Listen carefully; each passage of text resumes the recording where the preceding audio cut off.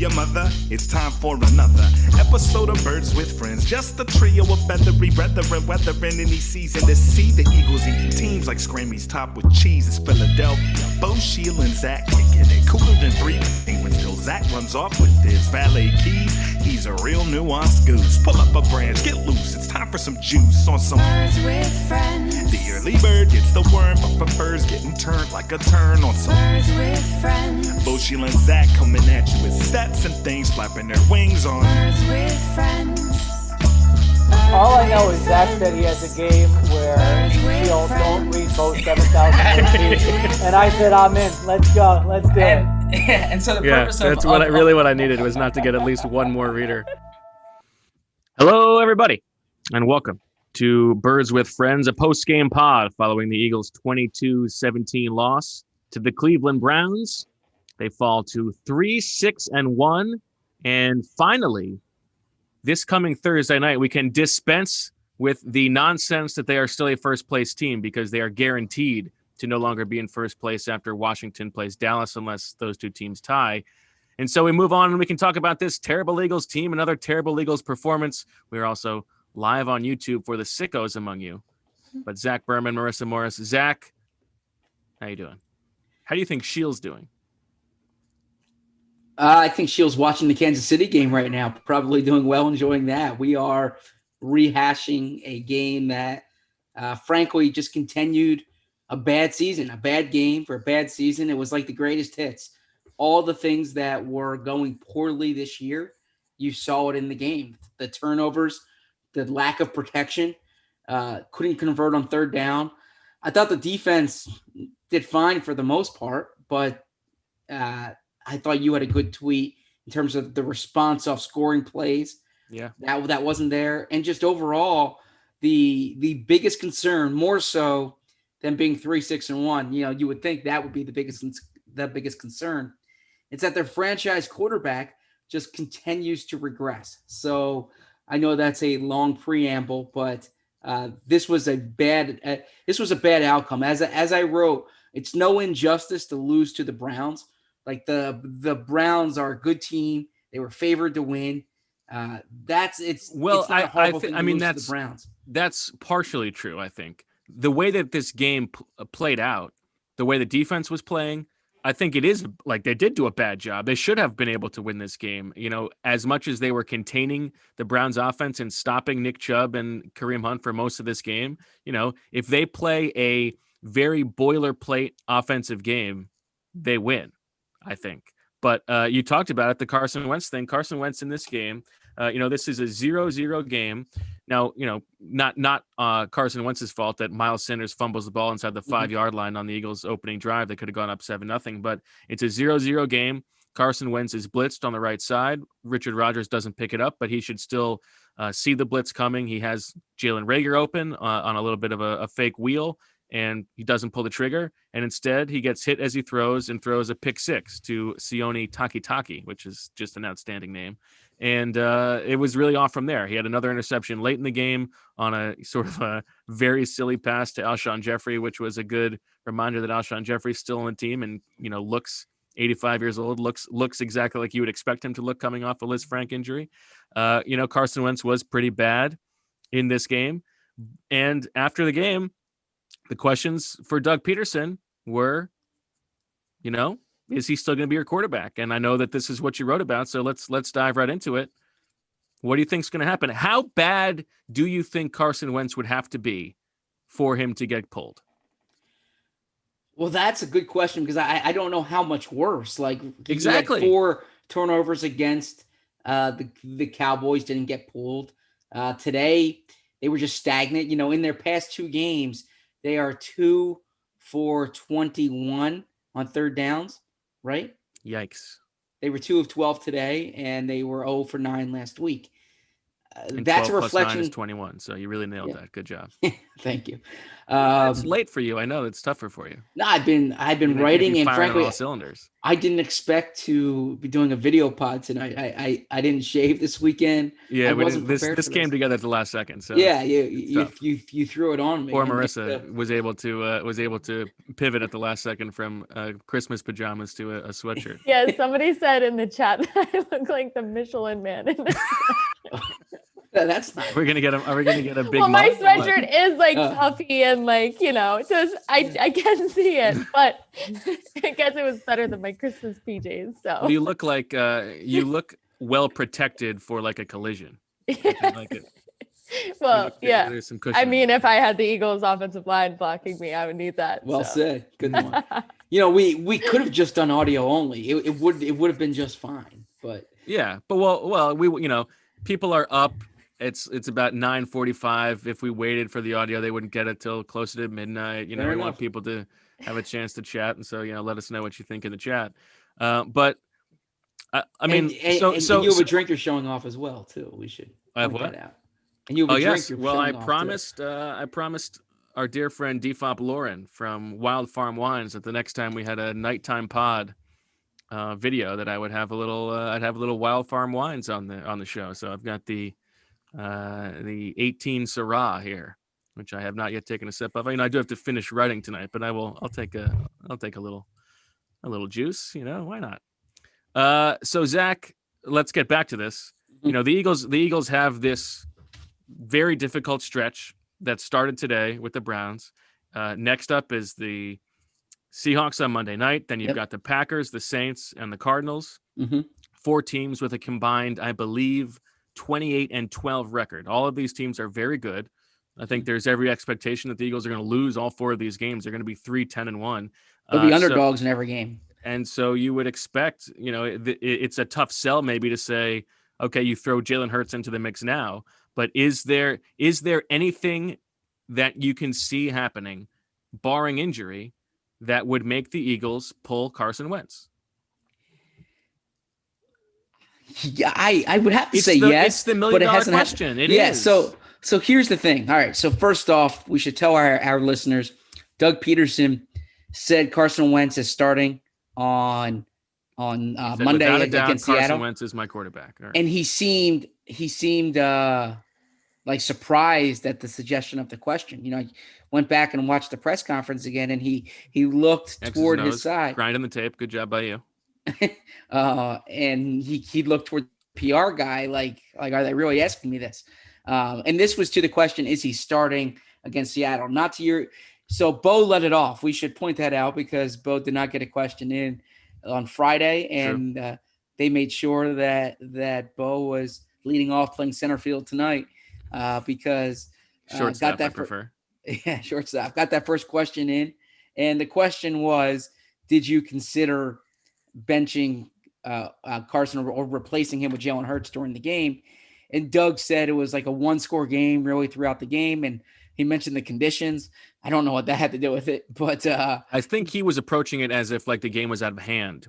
Did you not in a replacing try to win the game, replacing so that's how like you're putting answering. In your backups. I think that's how he interpreted it. Which my fault for asking it that way, that open-ended. So no, it was I understood your question. And then he answered the question about Monday night, and he said yes, he's all right, and then he was asked another question. Very good. This is a very good question by Jimmy. This was the question that if someone had already asked the question, then I would have asked. I think it's the appropriate question. Go ahead. Yeah. Do you? It's essentially. I don't have it verbatim here, but do you have the autonomy to make that decision, or do you have to check that with other people, namely? Now they weren't named, but Jeffrey Lurie and Howie Roseman, and Doug did not answer that directly. But and again, he is it is as if, at least publicly, which is probably the right way for him to do it. You have to act this way until you actually pull the plug. Mm-hmm. But he is answering it as if there is no way on earth that Jalen Hurts could be better than Carson Wentz now. Well, yes, exactly. So that was the interesting thing about that answer is he said it would send the message to the team, to the locker room, that they're giving up on the season, which is frankly not anyone else's interpretation on it. Everyone else's interpretation, I think, is that you make that move to try to fix the season, right? Like that you're not doing that to plan for the future. You're doing that to try to salvage 2020. You're doing it because you don't know. And right now, you know what you're getting in Carson Wentz, and it's really bad. And you don't know what you're going to get. Jalen Hurts could be worse, but he couldn't be much worse. And there's a chance he's better. And there's a chance that, behind a broken offensive line, maybe Jalen Hurts gives you a little bit of extra juice. Maybe that adds a little bit of something to the offense. So I probably, and just thinking about that, I really haven't invested enough thought into it. But if I was Doug Peterson, What do you mean? You just wrote the story about it. No, in terms of what to do. Oh, okay. I didn't say they should do this or they should do that. I would lean toward keeping Carson Wentz as the starting quarterback. I think Carson, when Carson's at his best, few people in the world can play quarterback as well as him. But he hasn't been at that level this year. They've played 10 games, and he has been at his best in exactly 0 of those games. Agreed. And it's so what? What about when Jalen Hurts is at his best? Well, I mean, I don't know. We don't know. I'm not ready to move on from Carson Wentz yet. And I think that such a decision, you're opening the door for potentially moving on. I don't view this like I'm sorry, but you opened that door for potentially moving on when you drafted Jalen Hurts in the second round. And that's what I think is I tweeted this, but I think that is the bottom line here is that if you don't think that Jalen Hurts is good enough right now to be better than what you're getting at quarterback from Carson Wentz, then he was not worth a second round pick.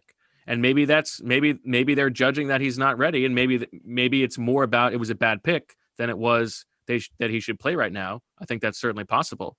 But when you draft a guy in the second round, and you and I were talking about the Howie Roseman quote that he said, I think speaking to WIP back in the spring after the draft, the ultimate responsibility is not to Carson Wentz, it's to the organization.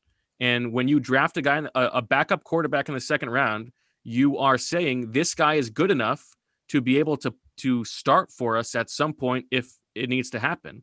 And right now, the way that Carson Wentz is playing, if you are not being responsible to him, you're being responsible to the organization. It needs to happen. I don't totally agree with you. I really don't, because I think well, go ahead. I think you're overstating the investment in Jalen Hurts. I don't think a second round pick is the same as this isn't. I think that's crazy then. I mean, they weren't drafting him expecting that Carson Wentz was going to be this bad. Obviously, they were expecting him to be a backup quarterback, and they had a franchise quarterback. Exactly. But they were also drafting him to give the team optionality for any number of things that could happen. And whether they expected this or not, this is a thing that's happening. Carson Wentz has been one of, if not the worst quarterback in the league this season. That's the truth. And no, you're absolutely right. They have an option. They have this option that they drafted. Maybe this isn't how they saw it playing out, but this is a break glass in case of emergency type situation. Now, obviously, it is more complicated than I'm making it out to be because, first of all, this is not a great time to be bringing him in. If you're going to make that move, you don't want to make it going up against these, this very difficult run of 4 teams. Probably against Seattle's pass defense, though, would be the best matchup. Yeah. That's a fair point. And you have to think about what it means for Carson Wentz's future. Exactly. He's basically guaranteed to be on this team through the 2021 season because of his contract structure. But I'm sorry, if you thought that he could handle mentally drafting a quarterback in the second round, you have to think that he can also handle getting benched and maybe being able to come back from that. Yeah, that's, I think you put it well there. Frankly, I wish we did this before I wrote, because I think that's a better way of writing it. What I wrote is that I think they were forthright in what they said after the draft, that they viewed Jalen Hurts as an insurance policy, that they didn't view Jalen Hurts as a threat to Carson Wentz when they made the pick. That being said, I don't think they could fathom that this would happen, like that Carson would play this poorly. And with the way Carson's playing, it needs to be a legitimate question. And what I wrote, and it's how I ended my column, which should be up by, hopefully in like an hour or so, was maybe it's not the answer. Like maybe benching Carson's not the answer, but they don't have any other answers. Like we've seen that now through 10 games. They don't have any answers. And right. you hear them after games. It's the same thing. They haven't done anything creative. They haven't done anything different. It's not like there's this Jalen Hurts package that they've been waiting. It's not like there's pathetically like, nothing in the package. Yeah, this one like snap today. Yeah, there's this defensive, like anything on defense. Really, the only two things they've had this year that were kind of that were different were forced on them, which was Travis Fulgham coming out of nowhere and Jordan Mailata looking decent at left tackle. Otherwise, it's just been running into a wall trying to do the same thing over and over again. And all these different things you could talk yourselves into. Like, maybe we talked about last week, maybe when he doesn't turn the ball, as long as he doesn't turn the ball over, we'll be in good shape. Well, last week they didn't turn the ball over and they still stunk. Maybe once you get everybody back on offense, things will hit the ground running. Well, everybody but Zach Ertz is back. They're healthy on offense and they're still not doing anything. Mm-hmm. So I don't know, man. And the other thing is I take issue with, and again, I'm not saying that I would make the decision, but I think they certainly have to consider it. And I take issue with Doug saying, if you went to Hurts, you would send the wrong message to the locker room, because I think you could argue that you're sending the wrong message to the locker room now that maybe, every position on the team is not a meritocracy, because if there was any other position where a guy was playing this poorly and you had a backup, you would be moving on. And it wouldn't be like, oh, how's this guy going to respond to getting drafted? Like, how do you think to getting benched rather? How do you think the defense feels after this game when they have a pretty good game? The only touchdown the Eagles score is off of a turnover they force. They're out there busting their balls, and the offense can't do anything. A little late night. No, I hear you there. I mean, I'm sure that we've said this before, but I'm sure there are players in the locker room who are thinking to themselves, put Jalen Hurts in. Yeah. And I was talking to someone earlier who said, like, if this wasn't context dependent, like if this was your high school football team, exactly, Jalen Hurts would be in. Like if you just looked at the way the starter's playing, you would make this was St. Joe's prep. Stefanski would be benched for Joe Judge. That's true. Yeah. So I guess not, because Joe Judge transferred when he lost the job. So yeah, whoever replaced him as the back. And Stefanski was a real good quarterback at St. Joe's prep. But that being said, like, look, I can understand if you went to that route. I just think that context matters. Excuse me. I need to take a drink of water here. I apologize. If you want some advice from our listener, Jason, he says weed and ice cream helps. Okay. No, context matters. I think Carson's built equity with this team, and he's the franchise quarterback. Like, what's so funny? Carson Wentz has as many turnovers as Zach had turkeys entering the week. That is true. And I think that's a decision that has ramifications. So I don't know if I would go that route yet. I would go that route because we've talked about this with Shield. If you make that decision, you need to be willing not to turn back. Yeah, but you also need to be willing to turn back. I think, Yeah. Well, that's what Kevin Cobb was back in 2008. Right. Yeah. So do you think we've talked about, do you think they will do it? And would you do it? Do you think they are considering it? Do you think it's a discussion? Not for this week. Okay. No. But do you think it's a discussion between Doug or Jeffrey or Howie? If it's not, then they are they're not doing their jobs well. If it's not, like, if you're not having that conversation, then it is irresponsible to the organization, in my opinion. What did you make of a long time before Doug had his post-game press conference after this game? Usually it's much quicker. What did you make of that? So there's one of two things. Either Doug was spending a long time talking to his locker room, or before Doug speaks to us, at least in past years, I don't know what it's like in the pandemic, and we're not there unfortunately, in the locker room. But Doug speaks with Jeffrey Lurie, so maybe that conversation was going on for a long time.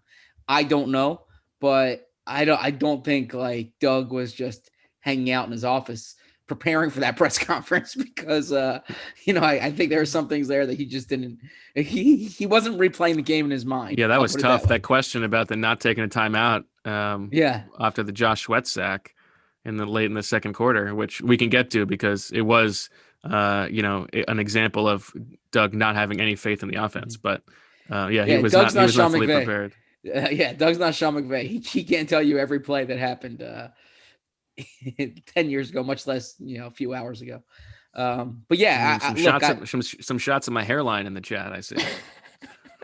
What's the chat saying? You see, when it says my hairline is disappearing fast since my Eagles sight days. That was like 8 years ago. I think you look good. Number one. Number two, I never know if you're laughing at what I'm saying or if you're laughing at what someone's writing here. Well, you can see which way I'm looking. If I'm looking to the right and I'm laughing, you can assume it's but you can be listening to That's me. true. That's a good point. Yeah.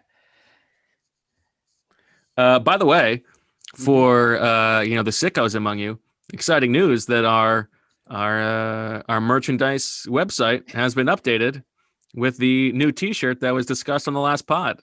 We have the recreation of the.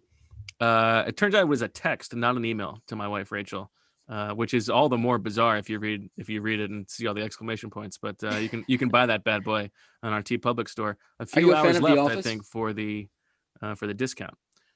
Are you a fan of The Office? I mean, I'm not a Kirk Cousins level fan, but I've seen all the episodes. Well, the pyramid scheme opening is one of my favorite openings. Okay. And I thought that email was a play off the pyramid scheme thing, but I could be wrong. I do not think there was self-awareness. You think it was sincere? In that. Okay. Yeah, that was. I promise you that it was sincere. Okay. Or at least copy pasted as a sincere. Okay. Anything else to talk about at the quarterback position? I mean, what did you make of his game today? So it's interesting. I was talking to Marissa about this when you're getting your red wine. That's a good. You know what? The Browns have a guy named Redwine, Sheldrick Redwine. True. It's on brand. I'm just making a reference to Sheldrick. I thought I liked him coming out. Yeah, I thought Carson started the game off well. A matter of fact, like I had a tweet prepared. Like this is as well as Carson's played in weeks. That he had a pass early in the game to Goddard that was had a nice touch on it. I said literally right before the pick six. I'm thinking, oh, we're getting good Carson this game. Yeah, and then he and then the pick six, and everything seemed to go downhill from there. Now, I think that there are factors here you need to consider. Again, I don't want to come off as a Carson apologist because he's not playing well, and whatever criticism is being levied against him is merited. But I think that his protection was bad today. Boy, did Jason Peters look awful. Yeah, and I thought he's always had trouble with Olivier Vernon. Okay, going back to Giants. Yeah. Okay. Yeah, I was thinking Dolphins, and I was like, yeah. No, that's he was bad. Cooked. He was bad, and we should tell in case our listeners did not listen to the post-game press conference. Jason Peters was not on the field at the end of the game because of an injury. He wasn't benched or pulled or anything like that. He left with an injury. Lane Johnson left with an injury. Jack Driscoll left with an injury. Kelsey left and returned. So again, the walking wounded here. But yeah, so I thought the protection was not good, and I thought the play calling again was just unimaginative. Well, what did you make of the run pass split? And I know this is such a classic thing, but that opening drive for the Eagles, they run down the field. I think it was 9 runs on 10 plays, gets them 70 plus yards into to the 5-yard line when Miles Sanders fumbles. I think Miles Sanders had 14 carries in the first half and 2 in the second half. Mm-hmm. Obviously, the game flow changed. You're chasing the score a little bit, but should they have ran the ball more? Well, it was working early in the game, and I think they could have gotten into some more manageable third downs. I don't want to be like the run the ball guy because I tend to believe passing is the better route. But I think the running game was working, and I probably would have gone with that more. Again, there were certain game situation things, but I thought too. Like I don't want to change the subject, so I'm curious your opinion on the running game, and then I'll say what I was about to say. Go ahead. I'm responding to a text about the Okay. 3-week-old. So a week-old text. No, about the 3-week-old. About Jane. Yeah. So I thought that the penalties, even though they didn't have a lot of them, were costly. Again, they had so after they went down, what was it? They went down 2 scores in the fourth quarter, and they need to score. All right, first down play, they get a 14-yard gain to Richard Rodgers, negated by an illegal formation or illegal procedure. Legal formation, I believe. Yeah. Yeah. Pushes them back 5 yards, 1st and 15. They don't gain a yard thereafter. It's not just that they're a bad football team, like they're a sloppy football team. And they spent all week talking about we're going to fix these things in practice. Exactly. They had like 4 pre-snap penalties on defense, plus that one you just talked about on offense. They're bad at everything. The roster construction's terrible. They're very poorly coached, and the players on the field, without like beyond coaching, are doing a bad job. They're bad at every level. They're bad on defense. They're bad on offense. They're bad against the pass. They're bad against the run. And the same issues as last week too. Like Greg Ward lets a punt go over his head. Right. Special teams is awful. Yeah. Greg Ward except for the blocked field goal. That was a big one. Yeah. Okay. But Greg Ward lets a punt go over his head. It gets downed inside the 5, and there's a safety like 2 plays later or 3 plays later. Terrible. And a big super connected. Forecasting win point for Sheila on that. There were a lot inside the 5. That's I true. think. Yeah. We'll Only 1 point he gets though. Only so. 1 point he gets. Yes, exactly. And we'll get to that scoreboard shortly. But just across the board, there's nothing they can hang their hat on. They're not good at anything. I thought the defense, I thought the defense played tough. Up until Nick Chubb. I know you can't take out. I don't want to sound like Jim Schwartz here. Yeah, poor Joe Ostman, huh? Yeah, Nick Chubb gets that 50+ yard run. It's completely posterized. They were bottling up throughout most of the game. Nick Chubb's a really good running back. We're outstanding against the run, against the running backs. An important distinction. I thought a drive, like an underrated drive that hurt them. The Browns didn't score, but that 94-yard drive in the first half, after they had pinned the Browns back, exactly. So the Browns didn't score. The Eagles stopped them on the 4th down, but they just let the Browns go all the way downfield there. That was a bad drive, and the deep ball was a problem in this game. The secondary is terrible. It's terrible.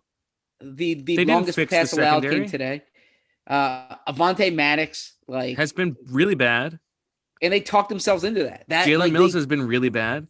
This is one of those things too, where sometimes we're like, well, they need to know more than we do, right? But right. We say they must know more than we do. Yes, exactly. They don't. No, they do, but it doesn't necessarily manifest itself into us being wrong. But no, I think the flip side is they talk themselves into things too. They convinced themselves on the Avonte Maddox thing.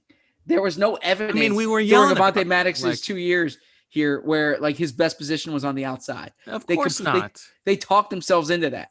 And Jalen Mills at safety, and he's been bad. Yes, they talked themselves into that. So that those were the hiccups on defense. But look, you hold the Browns to 13 points, which is what the defense did. You should win the game. That's a good callback to the email I once got from Sean McDermott, which I think our loyal listeners might remember.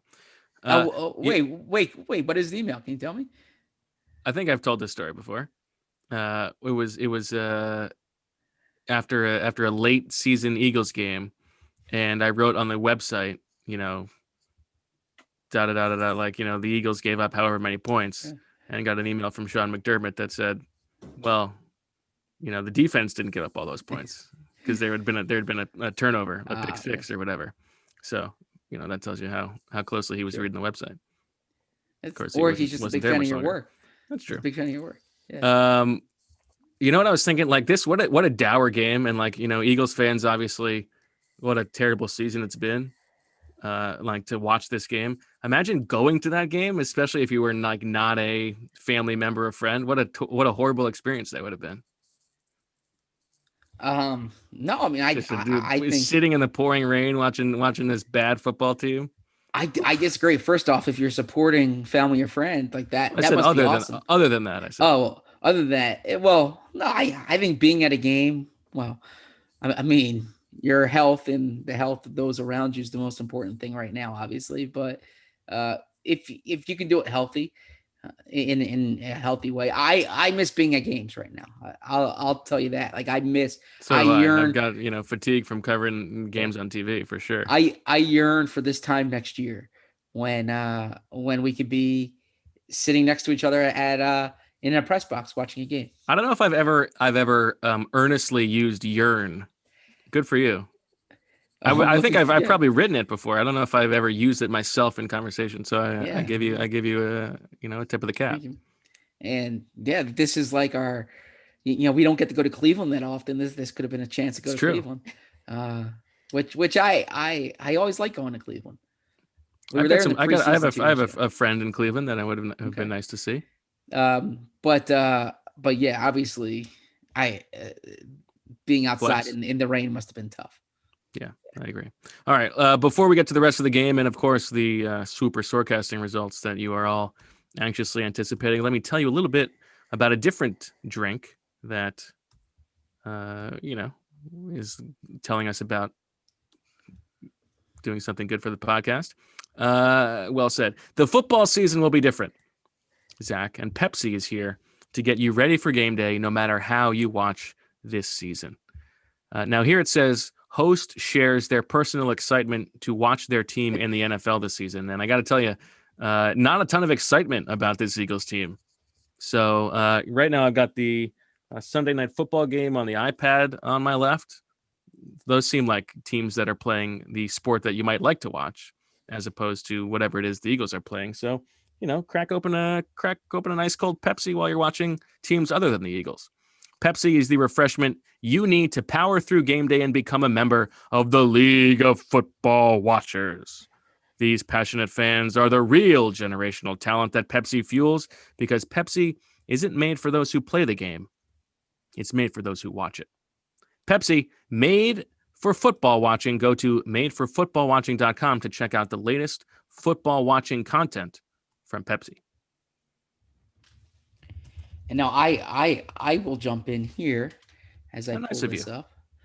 I'm sorry, I was corresponding with our editor. Man, I gave you that whole lead time from that ad read, and you still couldn't buckle it up. I don't want to leave Pete hanging here. Now, for those of you who are listening to the show instead of watching it on YouTube, you are missing the little ray of sunshine that Zach is getting from a light in his room. It makes it look a little bit like heaven's watching down on him. Which it's an odd thing about doing a night podcast. Could it be the mirror? I might need to go to a different room. No, I'm not in the room with the mirror tonight right now. Week 11 of football is in the books. Well, not yet. It's close to being in the books. At least the most of the Sunday slate is in the books. And now it's time to review the tape and get ready for week 12. There's no better place to get in on all the action than with DraftKings Sportsbook, America's top-rated sportsbook app. To add to the excitement of week 11, DraftKings Sportsbook is bringing back their can't-miss offer. If you have not tried DraftKings Sportsbook yet, head to the App Store now because you don't want to miss this. DraftKings Sportsbook is giving all new users the chance to earn a sign-up bonus up to $1,000 when signing up using promo code TOSS. That's TOSS. DraftKings Sportsbook has endless ways for you to bet, from live betting to betting on your favorite football players. They do it all. Don't worry, if football's not for you, DraftKings is giving all you MMA fans who sign up now the chance to triple their winnings for any bet placed on UFC $255. DraftKings is safe, reliable, and secure, making it easy for you to deposit and withdraw your withdraw your money at your convenience. Withdraw your mouth? Download the top-rated DraftKings Sportsbook app. Oh, you got a snort from Marissa. Zach, were you going to sneeze? You looked like you were going to sneeze. That's why you... And use promo code TOSS, TOSS, when you sign up. He was going to sneeze, and then he withdrew his mouth. To $1,000. That's code TOSS, TOSS, to get a deposit bonus up to $1,000 for a limited time only at DraftKings Sportsbook. Must be 21 or older, Pennsylvania only, in partnership with Meadows Racetrack and Casino. Bonus is comprised of a first deposit. Deposit bonus requires 25 times playthrough. Restrictions apply. See DraftKings.com/sportsbook for details. Gambling problem? Call 1-800-GAMBLER. Couple comments worth a mention. I need some water here. Applied Science says that's actually Zach's wallpaper throughout his home. It's not a backdrop. If you're not watching, he's got the Athletic Zoom background. I could see that. Zach's background looks good. It's way better than my background. Very sharp, yeah. I'm gonna need him to help me do that. Ryan Reed says Marissa is drinking out of a KitchenAid stand mixer bowl because we know she likes those big mugs. Let's see. There was one other one that was good. Lots of comments about me flexing, which is, fair. Okay, I can't find the other ones. Because I have this Raiders game on, it reminds me. It's not an original thing to say that nobody can say anything meaner about the Eagles or Eagles fans than Eagles fans can say about themselves. Nobody hates the Eagles more than Eagles fans. But the idea that Nelson Aguilar having a good season for the Raiders is somehow going to make Eagles fans mad is so no one's hoping they still had Nelson Aguilar. If he was on this Eagles team, he would have 10 catches for 45 yards and no touchdowns. Yeah, he needed to change the scenery. Yeah, good for him for going out there. But it's not the Eagles did a bad job letting him go. No, he was not. He would be bad if he was here. I'm not surprised that he's playing well though, because I always thought he had talent. Yeah, good for him. Yeah, and I don't even think anybody's angry at him. I think Eagles fans are probably good for him. Yeah, wish he was back on the team. And this probably should be getting paid more for what he's doing, but that's besides the point. Okay. Marissa, what did you think of the game? Did you get a chance to watch? I did. Just here and there. Well, because you do the Browns podcast too. Yeah, and we actually did that earlier tonight. What did they have to? Very different tone on their podcast. I'm curious. What's the view from the other side? What did they say? They're talking playoffs. Playoffs. Yeah. I mean, the AFC is gonna be interesting down the stretch. I was surprised that the Browns need the Raiders to lose on the outside tonight. Looking in. Yeah. Yeah, they need the Raiders. The Dolphins. Did the Dolphins win? No, the Dolphins lost. The Broncos beat the Dolphins, so that was good for the Browns. But the Colts pulled out that last second win over the Packers. So that AFC race is going to get real interesting down the stretch. But the Browns play the Jets, the Giants. So they got a pretty easy schedule. So we'll see. But yeah, they're talking playoffs in Cleveland. Now, did they think that this was an impressive performance from the Browns? I mean, there's a lot of Baker talk as per usual. Okay. Still. He had a couple nice throws in this game. He also missed a wide open guy in the end zone a couple times. I mean, they were very impressed with the defense. There's been a lot. I mean, no Myles Garrett, and that defense really stepped up. That was a big move going into the weekend. Consider the competition. Yeah. But the fact that without Myles Garrett, they were able to do what they did. Yeah, a lot of pressure. That was the big mood on their podcast. I would say my read of that would be, I mean, of course it would be, but my read of that would be much more a function of the Eagles playing poorly than the Browns playing particularly well. Although Denzel Ward, I thought was good. Yeah. Sione Taki, like you said, the best name ever. Fantastic name. Yeah. Zach, the Eagles didn't throw the ball a ton in the first half, but 0 targets for Travis Fulgham. I mean, guy was the best player on the team for 4 weeks. Can we try to get him the ball? Like, why are we manufacturing these touches for Greg Ward instead of Travis Fulgham and Jalen Reagor? I agree with you. And Travis is I don't think it's cause and effect, but his production has declined since Alshon Jeffrey got back in the lineup, right? Precipitously. Now, Alshon's, he played like 6 or 7 snaps in this game. I was tracking the snaps, or at least trying to off TV copy. So the idea that he was going to play more, that Doug said, was not true. But, you know, when he was out there, boy, did he look feeble. Now, I saw on your tweet, you thought Travis Fulgham got interfered with in the end zone. Yes. You thought that was PI. I did on the the interception that was then overturned. Great camera angle. Yes, I thought he was there early. And listen, I'm talking, you know, all kinds of smack about the way that Carson's playing. I did not think that was a bad decision on that play. No, I agree. And people were saying it was quadruple coverage. It was not. I mean, it was single coverage, and because the ball was up there so long, after it got deflected, it was then there to be intercepted. But, you know, 3rd down, you're in field goal range. You give your best player on offense probably a chance at a 50-50 ball. I thought it was a fine decision. And there's a chance you get PI, which, you know, they very well may have deserved. Yeah, I thought now there were really 2 calls or 2 non-calls that had big effects in this game. That's true. If that's PI, you have 1st and goal at the 1 yard line, and maybe you get 7 there instead of 3. And then the other thing was the forward progress call. That was tough. And that was a really big play in the game, obviously. They forced a fumble, you know? They forced a fumble. I don't like the forward progress call. It didn't look to me like he had been stood up for very long. I thought that was a bad call. What did you think? I agree. And it's unfortunate. I mean, that's one of those things that's unfortunate, that because it can't be reviewed. It's one thing if there's like a call that can be reviewed, but that just can't be reviewed. Yeah, that was tough.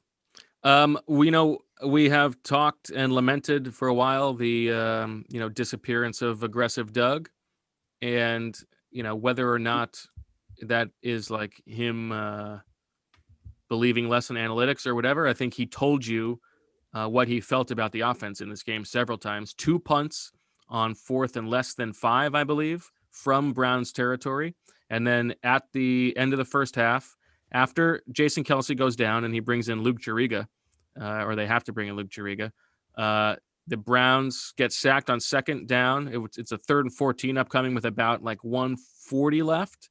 Eagles have. We should say who got the sack. Josh Sweat. Yes. And Doug does not take time out. And he said after the game he didn't really remember the sequence, which is a nice. He said there was probably a reason for it. Yeah. And he said I think he thought they wanted to keep them on offense, which would have been the wrong decision because you also had one left and there's more time.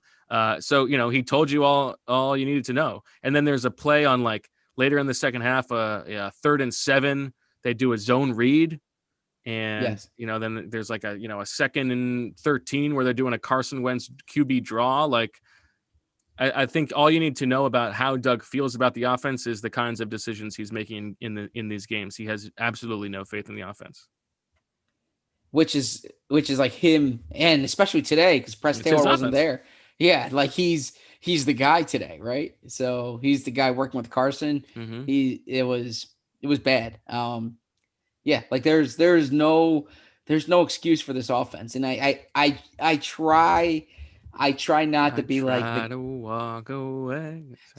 I try to be level-headed in my analysis, like not be overreactive, but there's no rationalization for the way they're playing right now. It's bad, and I thought that when Carson, so this is getting back to Carson potentially being benched. He was asked about it after the game, and he's like, the media can ask or do whatever they want. I just want to be clear, like this isn't a media manufactured storyline. Sometimes you see that with quarterback controversies. Like this was brought on by 3 things: A, the way Carson's playing; B, the way the team's playing; and C, the fact that they drafted a quarterback in the 2nd round. Yeah. Right? Like that, if Nate Sudfeld, confluence of events, yes. If Nate Sudfeld was the backup, if they just went into this year with Nate Sudfeld, and let's say they took James Morgan in the 4th round. Let's Yeah. say, like no one's going to be saying bench Carson for Nate Sudfeld. Well, but I also think the flip side to that is if it was just Nate Sudfeld as the backup quarterback, I think there is a better chance that Carson Wentz would have been pulled in one of these games in favor of Nate Sudfeld because it wouldn't have created such a firestorm. They would be sending the message to Carson that he's not being good enough without creating such a firestorm. Then maybe they need to have Sudfeld active one day and do that, right? Maybe. Wait, could you imagine if all 3 were active and they went to Sudfeld over Hurts? I could imagine that. Yes. I mean, they're not like it's the same thing. Like the relationship between how badly Carson Wentz is playing and their willingness to put Jalen Hurts onto the field on, those situations. Not as a replacement quarterback, but just as a mix up on offense. Yeah. Are you surprised we're not seeing more of Hurts? I think it tells you that they're scared of this, of creating more of this discussion. Interesting. So you think it's also they've exhausted their creativity with those plays. I mean, they don't have a lot of plays. Let him throw the ball, please. He doesn't have to know the entire offense for him to have a couple plays where he can throw the ball. But it's funny, all these things that Doug has asked about, like the Hurts thing, rolling Carson out. They don't do any of it. It's like they don't do any of it. They don't do anything interesting. The routes don't complement each other. It's like you line up here, you line up there, and just beat the guy across from you. He does the same thing every single week. They don't have that kind of talent. And they say all the time like how hard, how many hours they put in and how hard they practice. Like I don't see anything on a week-to-week basis that's different from the week before. They make the same mistakes, they play the same players, they call the same plays, and they have the same problems. Yeah. So I think that's right. What'd you make of the safety? We haven't really talked about the safety. I thought that was just a brutal play in the game. Is that all on Jason Peters? Because I bring this up because Doug Peterson put that on Carson. I think it's on both of them. I mean, Peters got just dusted on that play. And he had help on the play too. Yeah, exactly. I think it's on both of them. I mean, Carson probably needs to get the ball out, but you also know the quarterback you have. You called that play. I just think like there's one thing you can't do in that situation. Well, I guess 2 things. You can't turn the ball over. Right. But like you can't take a sack in the end zone. That's true. I think it's on Carson, but it's also on Peters. Like you got to do better than that. Yeah. Who's the left tackle next week? Who is it or who should it be? Who is it? It's Peters. Yeah. What do you make of the Nate Herbig situation? Because this is insane. He was inactive for this game. He was not listed on the injury report at any time this week. Mm-hmm. We heard last week he had this finger injury. So either, they're not following the rules by, not listing him on the injury report, or he's benched, not only benched, but benched to the inactive list when they could have used him as the backup center today because Kelsey gets hurt. Yeah, something's weird there. Very weird. Could be. Yeah, I think that's I'll if nobody else asks, I'll try to ask Doug that tomorrow. But it's very bizarre. Yeah, it's one of these things too. It's one or the other. Either he's benched or they're breaking the rules. In the Zoom media setup, everyone gets one question, so like you have to make yours count sometimes. And right, yeah, I'm not gonna eschew. Did you consider a quarterback change for what's the deal with Nate Herbig to start off the post game press conference? But very bizarre. Let me update you because I know you are on the edge of your seat, Zach, and all of our listeners and watchers about what happened with Swooper Sorecasting this week. Now, of course, Zach entered with his mountain of turkeys, and he didn't use all of them. He ended up with only 4 irons in the fire, but he does have 26 turkeys next week. His 4 predictions for this game: combined rushing attempts for Nick Chubb and Kareem Hunt will be more than Carson Wentz pass attempts. This was very close for you, Very Zach. close. 33 combined attempts for the running backs, but 35 passing attempts for Carson Wentz. So the end of the game put That's this over. garbage stats, yeah. No turkey for you there. There is at least one special teams trick play in the game a fake field goal / punt or a surprise onside kick. Unfortunately, that did not happen for you. Miles Sanders has either a receiving touchdown or a reception of 30 plus. Oh, so close. Unfortunately, that did not happen for you either. And a non-running back on the Browns has a run of at least 10 yards, the longest run for a non-running back in this game, a 7-yard scamper for Baker Mayfield. So Zach goes over this week. Poor allocation of turkeys. You got your 26 for next week. I had only 3 irons in the fire this week. Jalen Reagor will have his best game of the season by receiving yards. He had 53 receiving yards in this game. 52, and he had 55 in week 1. So I came just short there. Andrew Sendejo will knock either a teammate or opposing player out of the game. Doesn't have to be completely out of the game. The player can return. This did not happen. I feel like philosophically, the penalty he committed where he just ran into a guy for pass interference is sort of along the same lines, but I will not take it. It was a very funny moment. I thought the third funniest moment of the game. So nothing for me there. And then Miles Sanders' catch percentage is at least 60%.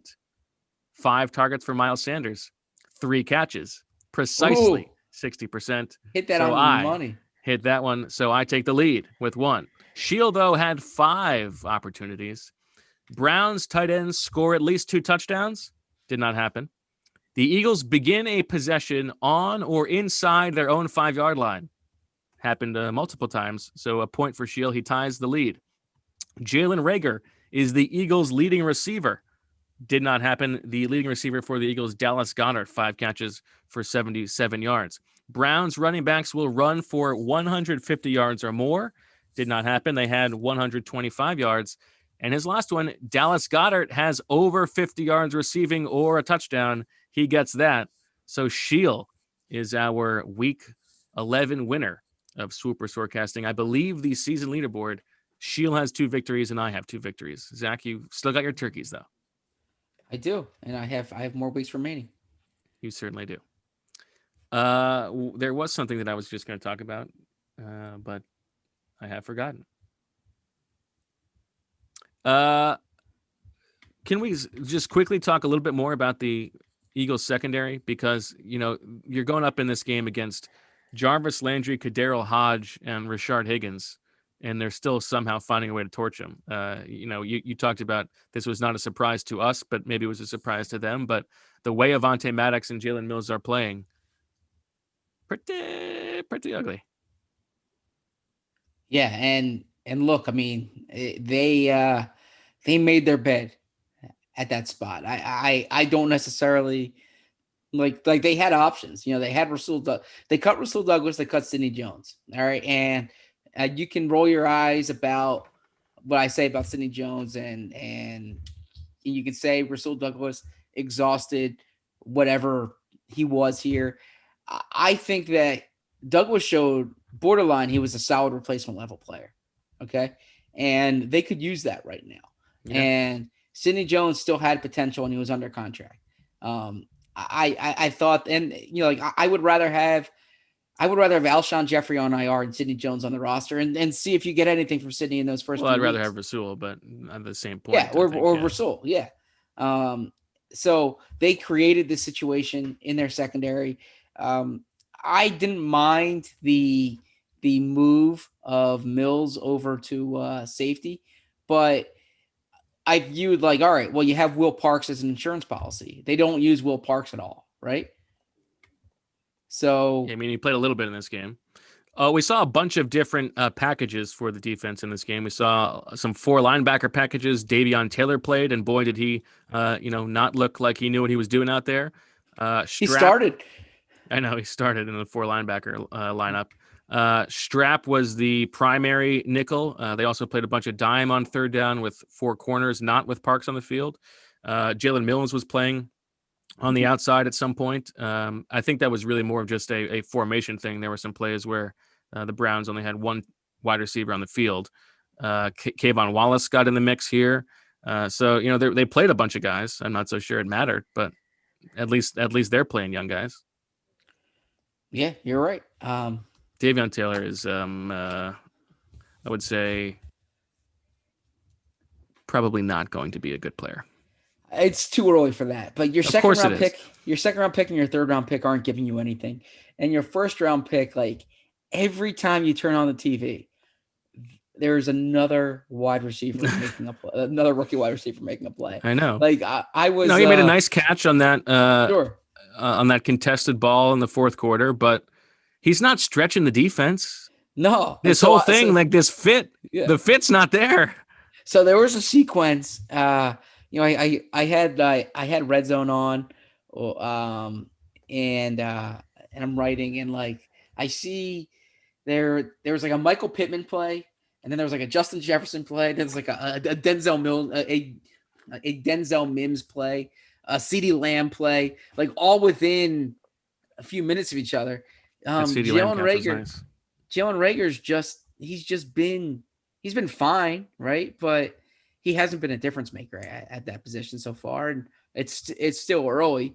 But the Eagles are getting nothing from their draft right now, and it was a critical draft. Or I shouldn't say nothing. They're not getting enough from their draft, and it was a critical draft for them. Here's the last thing that we can talk about. Actually, before we do that, let me tell you about one more of our sponsors, because I know I'm sure they are anxious to hear about themselves. If I can pull it up quickly. I'm working on I'm doing the Zooms on Rachel's computer instead of my own. Tougher, the Dell versus the Mac, just not the same, tougher to maneuver. Do you want me to fill the time here? No, I got it. Look it up? I'm sorry. I was posting my story and reading through it. I just got edited. So. Big flex out of you. I could go get my magic spoon and eat it. Yeah, why don't you do it? No. Well, you've given it away. It's Magic Spoon that we're talking about. And as Marissa knows, growing up, cereal was one of the best parts of being a kid. It was no homework, recess, like breakfast for dinner, and then also Magic Spoon. But, we all had to give it up because we realized it was full of sugar and junk that you really shouldn't eat. I mean, speak for yourselves. Some of us are still eating those things. But if you're not, if you're a bit of a hardo, well, guess what? Magic Spoon, 0 sugar, 0 grams of protein, and only 3 net grams of carbs in each serving. It's just like the Eagles offense, 3 net yards per play. So many of you have asked, and now you can finally build your very own custom variety box. You can choose from the best-selling cocoa, fruity, frosted, and blueberry, plus brand new flavors, including peanut butter and cinnamon. It tastes amazing, almost as good as this delicious Wild Farm wines. It's keto-friendly, gluten-free, grain-free, soy-free, low-carb, and GMO-free. Go to magicspoon.com/birds to build your own custom variety box and try it today. And be sure to use our promo code BIRDS at checkout to get free shipping. Magic Spoon is so confident in their product, it's backed with a 100% happiness guarantee. So if you don't like it for any reason, they'll refund your money, no questions asked. That's magicspoon.com/birds and use the code BIRDS for free shipping. We thank Magic Spoon for sponsoring this podcast. Marissa, what's your favorite Magic Spoon flavor? I like the fruity, but I think I would like peanut butter. I actually really want to try the peanut butter. I don't know, like it might be more of like a snack cereal versus like with milk, like when you're watching TV. Oh yeah, something to like snack on. Interesting. Yeah. I don't do that often. I don't usually go dry cereal. I love dry cereal. Like I like it with milk, but as like a snack instead of having like chips or something. Big fan. I'm not in on that. Zach, break the tie. Your kids don't eat dry cereal? Casey doesn't. Casey does eat dry cereal. Yeah. Jane, she shouldn't be eating. Casey does eat dry cereal. Yeah. Zach? Yeah. My kids eat dry cereal, and they're now eating cereal with milk. They're just adding that to it. But so I'm just a little kid. But do you eat dry cereal? No, I don't eat cereal. But except for Magic Spoon, of course. Except for Magic Spoon, of course. Yes. But when I was making my kids breakfast this morning, they have the like those plates with the 3 spots on them. You know what I'm talking about? Mm-hmm. Yeah. It's like divided. Yeah. Yes. And so in I put the dry cereal in one of the spots. What about, do they have the bowls with the milk straw in it? Those were the No, best. I should probably get that. Those are the because, best when you were a kid, and then you could like drink up the milk. Especially the fruity probably leaves behind some tasty milk. So That's true. That was always a good thing with like the cinnamon toast crunch, that milk afterwards. yeah. Anyways, Bo, Checking out the comments. It's hard to juggle all these things, as you guys well know. yes. Okay. So here's the other thing I wanted to talk about, Zach. The biggest An hour into it. This is the other thing. This is the last thing. We can close with this. The biggest swing in the NFC East projections today, I think, was not the Cowboys winning, nor the Washington football team winning. It was the season-ending injury for Joe Burrow, because the Bengals played Washington today, and they still have both Dallas and the Giants That's left interesting. to play. I didn't think about that. So those games go from now potential or likely losses for those NFC East teams to should be wins, I think, with Ryan Finley at quarterback. You don't view Ryan Finley in the same vein as Jalen Hurts? I do not. Okay. And, as we talked about, there's a very good chance, I think, that the Eagles are going to be 3-10-1. Do you believe they are still favorites for the division? Water gun to your kneecap. Who wins the NFC East? The Eagles. Really? Mm-hmm. I do. I feel I would be shocked if the Eagles win the division. You'd be shocked. I would be shocked. Like statistically, they probably still have the best odds. I don't believe so. They don't? Okay. I'm guessing that they no longer have the best odds. I don't know that. Let's see if I can pull it up on our sponsor DraftKings. I think those other teams are going to get to six. One of those teams is going to get to six wins. And you think the Eagles be 5-10-1? I don't think they're going to win any of these next 4 games. Yeah, look, I mean, I certainly would not bet on it. This isn't, I'm not saying that based on the Eagles. I'm saying that based on the other teams. I think the Cowboys with Andy If I Dalton had to pick one of them, are a better team. You know what? I would probably say Washington would be my pick. I think the Eagles might be the worst team in the division. Yeah, like I would really need to study those other 3 teams right now based on what we've seen. When we saw the Cowboys, they were bad, but they had Ben DiNucci. Yeah, I'd probably take back my Eagles pick.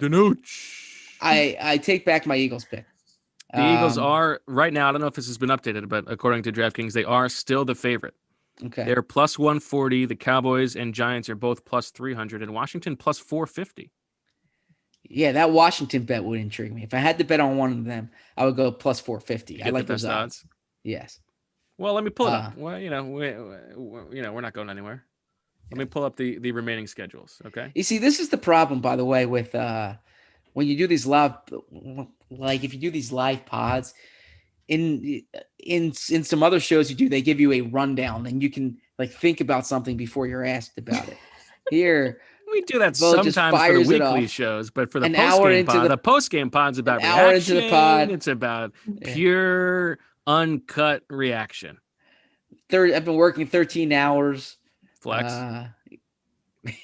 Yeah, flex. Yeah, so no, I'd probably take that back. I would not say the Eagles, but I tend to trust the numbers. By the way, what other shows are we talking about here? Yeah. You trying to throw us on, you said these. You go on some of these shows. Like what other show? What are these other shows? You go on a radio show. Don't make me jealous. A rundown. They say this is what we're going to ask you. I don't get a rundown for when I go on a radio show. If you go on TV, this is what they're going to ask you. Yeah, TV flex. Yeah, TV flex. I feel like you don't get that much heads up. You're just expected to know what you know. Yeah. No, but that's a question I should have had a better answer for, and I apologize that I please don't apologize. I would not pick the Eagles right now based on the schedule remaining ahead of them. Okay, well I'll give it to you. Okay, the Eagles have Seattle, Green Bay, the Saints, the Cardinals, the Cowboys, and the football team. Okay. Yeah, I think they beat. I think they beat Dallas and Washington, so I think they get to 5-10-1. Washington has Dallas this week, Pittsburgh, at San Francisco, versus Seattle, versus the Panthers, versus the Eagles. 2 to 3 wins there, maybe. So they're not getting, they could get to 5 or 6. Dallas with Andy Dalton. Washington at Baltimore, at Cincinnati, versus San Francisco, versus the Eagles at the Giants. I think that's more wins than the Eagles, I think. And the G-Men have at Cincinnati this week, at Seattle, versus Arizona, versus Cleveland, at Baltimore, versus the Cowboys. Yeah, I think this is a good topic for the midweek podcast. I think I might be taking the G-Men. Yeah, this is probably a good topic for the midweek podcast. I will take a look at it and really think about it and have an informed answer for you. Okay, Marissa, who you got? Sorry about your Titans. Another just brutal win. I Overtime. know. It's getting Hashtag really Marissa's close. Titans. What was that, 7? Was that 7? It might have been 8. If it's 8, then No, I'm really... they're not at 8 yet because they had lost a couple games. No, that's 6. That was just 6. No, really? No way. That was 7. That was 7. Yeah. 7 and 3. Mm-hmm. Yeah. I mean, they could really, their schedule could be, their record could be totally different than, like, they've pulled out so many last second games. Yeah, they have a 2-point win, a 3-point win, a 1-point win, an overtime, 2 overtime wins, and, 1 other touchdown win. So, yeah, they've been very lucky with close games. Yeah. So, who do you got to win the NFC East, though? I don't know. I mean, we've talked a lot about Joe Judge on this podcast. I don't know, but going into the bye, they had all that drama with their offensive line coach. Oh, that's true. We didn't get to talk about that, Zach. Yeah. Which definitely happened. Zach is Let's save that for this week. 10:55. Mark We are Colombo not just going into uppercutting Joe Judge. Yeah. So I don't know. I kind of think maybe the Giants. I don't know. I think it will make the Thanksgiving game, the Cowboys and Washington game, kind of interesting to watch. There's something at stake, I guess. How would you guys rank the 4 starting quarterbacks in the division? Andy Dalton, Alex Smith, Daniel Jones, Carson Wentz. Who would I rather have for the rest of their careers, or who would I rather have winning This a game season. next week? Next week. Next week? Just the quarterback? Yeah. Just Do I have a good defense? Yeah. Whose offensive line are you getting? That's a good question. Just for the Eagles. I didn't mean to extend. You're putting them in. Yeah, you're putting them into the Eagles. Yeah, I was simply saying. I was trying to make a point that in you the did past. this to yourself. Yeah, seriously. I would go. Daniel Jones 1, Alex Smith 2, Ooh, Carson Wentz 3, Andy Dalton 4. really? No love for Andy Dalton there? Yeah, I think he stinks. They beat the Vikings today. I mean, he's the certainly, Vikings he's an upgrade from Danuch, unfortunately. But what do you got, Zach? You don't even want to. You just want to go to sleep. Do you mind if we leave? Do you mind if you go to sleep and we leave the YouTube on? Marissa and I will just chop it up. Oh yeah, that'd be fine. That'd be fine. But you have to let us. You have to let us see you sleep. Oh no, that would be weird. That would be weird. My wife would be pretty spooked out about that. Come on. I'm not going to sleep after this though. What if we do a Patreon? Can that be I got to go through. I got to go through, read my story, wrap up my notes, and have some good ideas for this week actually. So I got to do some last minute prep. You have to get some good ideas, or you have good ideas? No, I have some good ideas. These are some good ideas. The quarterback flex. Conversation. These are all sparking ideas. I've already said we're going to close like 8 times already, but I will tell you that thing that I wrote about at the top of the day after is that I do think that there's a bit of a sadness to the way that this has gone for the Eagles, for Eagles fans beyond just the outrage. You're watching Jason Kelce play through this like brutal injury to come back just for this awful team. You're watching Jason Peters be a shell of himself. So like the price of the sentimentality of bringing all these guys back is that not only are you bad and you have an aging, expensive roster, but you have to watch these franchise icons deteriorate in front of your eyes. Yeah, the Jason Kelsey injury, you saw it. Like, just a tough guy. Did not want to go into the locker room. Did not want to go in the blue tent, and came back out and played. It's looked like he said "stupid MFers" when they showed him, and I don't know what he was talking about, but probably just echoing exactly what Eagles fans everywhere were thinking. And on that note, it looks like Zach is about to be beamed up to whatever higher being is above him. So we'll let him go, and Marissa and I will just keep talking. Look, I promise you, I will bring the juice on. Are we doing it Friday? On the Friday day after Thanksgiving. Yeah, I will bring the juice. I think we'll Friday. talk about it. We may skip the Wednesday this week and just go straight to a supersized Friday review / preview. We'll see. It's interesting. Okay. We'll figure it out. So Black Friday podcast. Yeah, we should. I think there'll be some good deals on our TeePublic site if you want those new T-shirts. And I saw actually people buying. And by the way, Bo, there's gonna be some great deals on The Athletic, the place that we work for. Want to give that away? What if people want to subscribe over the next 4 days? You don't want to take away. We could be getting increased revenue. Don't tease that yet.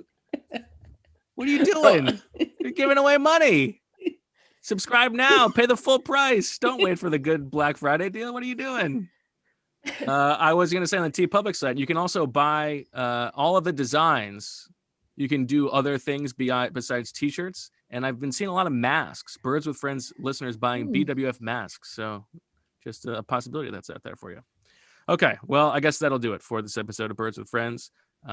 We may be back on Wednesday. We may be back on Friday. And if we don't talk to you till Friday, happy Thanksgiving. Hopefully you are being very safe because the world is about to get even worse. It's going to get completely on fire. So I mean, it's true. It's going to be an absolute disaster. You're supposed to end a show with something like positive. You know, like on the news, they always do like the heartfelt like puppy story. Yes, and I hope that you guys stay safe. You know. The world is not positive right now. I mean, we appreciate everyone who's been watching this YouTube, the live video. A lot of people. We will be better the next time we do it, and there's going to be some good stuff on the Athletic. Very debatable. Speak for yourself. On the Athletic this week, and a big game for the Eagles next Monday. And for comprehensive coverage, go to theathletic.com. All right. So for Sheila, wherever he is, and Zach and Marissa, I'm Bo. And as always,